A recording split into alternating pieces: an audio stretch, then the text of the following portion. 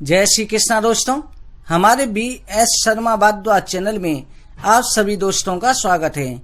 दोस्तों, आज हम सुना रहे हैं चैत्र मास के कृष्ण पक्ष की पाप मोचनी एकादशी व्रत कथा। भगवान श्री नारायण का ध्यान करते हुए अपनी यथाशक्ति पूजा की सामग्री भगवान के सामने रख कर के पूर्व या उत्तर दिशा की तरफ मुख करके बैठ जाएं और एकादशी की कथा श्रवण करें। बोले एकादशी मातम की जय। धर्मराज युधिष्ठिर बोले कि हे भगवान, आपने फाल्गुन मास के शुक्ल पक्ष की एकादशी का मातम सुनाया।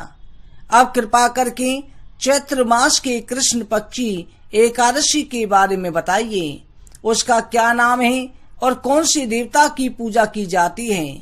भगवान कृष्ण कहने लगे कि हे राजन, यही प्रश्न एक समय पर राजा मंदाता ने लोमस ऋषि से पूछा था। जो उन्होंने उत्तर दिया वही तुमसे वर्णन करता हूँ। लोमस ऋषि कहने लगे कि हे राजन, इस एकादशी का नाम पाप मोचनी है। इसके करने से अनेक पाप नष्ट हो जाते हैं।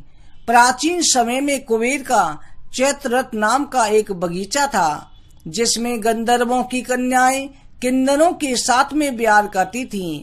वह अनेक प्रकार के पुष्प खिल रहे थे।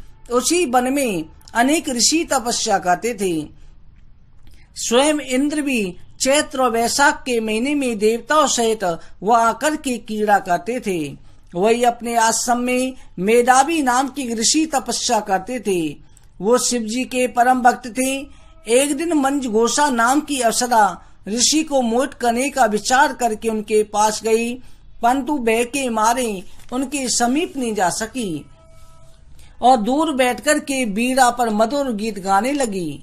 उसी समय कामदेव भी मेधावी ऋषि को जीतने के लिए तैयार हुए। उन्होंने उस अप्सरा के भू को धनुष, कटाक को डोरी, नेत्रों को संकेत और कुचों को कुरी बना करके मंजघोषा को सेनापति बनाया। उस समय मेधावी ऋषि युवा हष्ट पुष्ट थे, साथ ही यज्ञोपवीत तथा दंड धारण किए हुए थे। ब्रह्म तेज से युक्त थे। मंजघोषा ऐसे सुंदर ऋषि को देखकर उनकी सुंदरता पर मुग्ध हो गई। अपने गीत, चूड़ियों, नूपुरों की झंकार, नृत्य कलह द्वारा हाव भाव दिखा करके मुनि को रिझाने लगी। कुछ समय तक ये क्रम चलता रहा। अंत में कामदेव ने ऋषि को पराजित कर दिया। फलस्वरूप ऋषि मंजघोषा के साथ रमण करने लगे और काम के इतने वशीभूत हो गए कि उन्हें दिन और रात्रि का कुछ भी विचार नहीं रहा। इस प्रकार से बहुत दिन बीतने पर एक दिन मंजघोषा बोली कि मुनिवर, मुझे बहुत समय हो गया है, अब स्वर्ग जाने की आज्ञा दीजिए। तब मुनि कहने लगे, आज इसी संध्या को आई हो, प्रातः काल होते ही चली जाना। मुनि के ऐसे वचन सुनकर के अप्सरा कुछ समय तक और रुकी। अंत में उसने पुनः विदा मांगी। मुनि कहने लगे, अभी तो आधी रात भी नहीं हुई, कुछ समय और ठहरो। ये सुनकर के अप्सरा ने कहा, महाराज, आपकी रात तो बहुत लंबी है, जरा स्मरण कीजिए, मुझको यहाँ पर आए कितने वर्ष बीत गए हैं। उस अप्सरा की बात सुनकर के मुनि ने समय का विचार किया तो ज्ञान हुआ कि अप्सरा के साथ रमण करते हुए 57 वर्ष 7 महीना 3 दिन बीत गए हैं। ज्ञान होते ही अप्सरा उनको काल की समान प्रतीत हुई। मुनि अत्यंत क्रोधित हुए। उनकी आंखों से ज्वाला उत्पन्न होने लगी।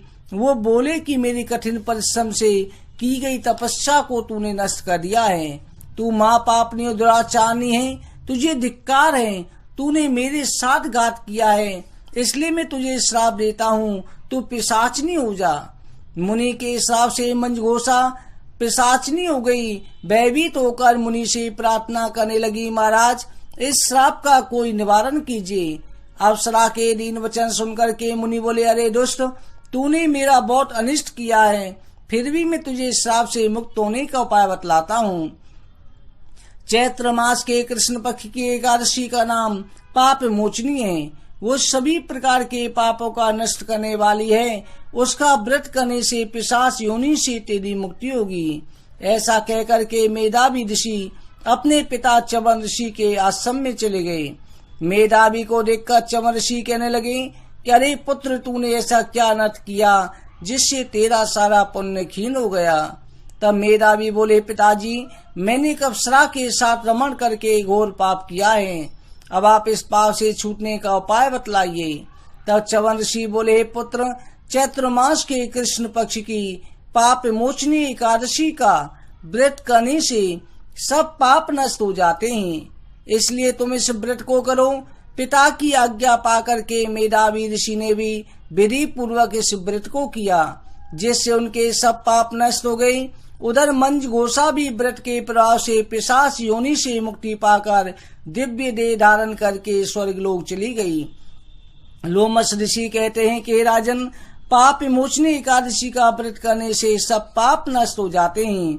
इस कथा को सुनने पढ़ने से 1000 गोदान का फल प्राप्त होता है। इस व्रत को करने से ब्रह्मत्या, गर्भपात, सुरापान, गुरु पत्नी से प्रसंग सभी पाप नष्ट हो जाते हैं और अंत में स्वर्ग लोक की प्राप्ति होती है। बोले एकादशी मातम की जय।